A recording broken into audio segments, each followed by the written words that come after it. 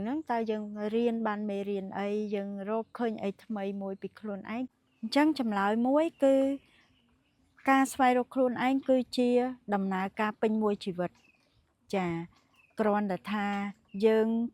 miền ấy đã trời xoay rô khuôn anh nó khâu khâu khỉ chúng cá dừng xoay rô khuôn anh ta lơ chầm nói ta lại bắn tái pi mà pê pi vây mùi ta vây mùi vì miền là cả nạ khâu khỉ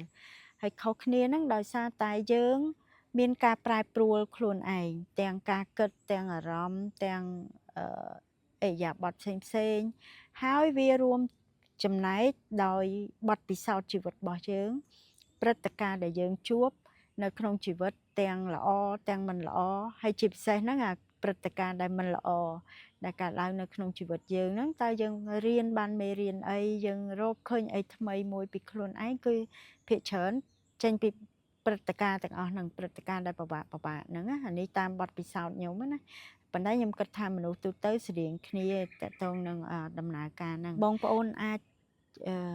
ជួយខ្លួនឯងបានដកសម្ពាធគឺគ្រាន់តែអាចយល់ពីរឿងហ្នឹងថាវាជារឿងធម្មតាដែលយើងត្រូវឆ្លងកាត់បែបហ្នឹងណា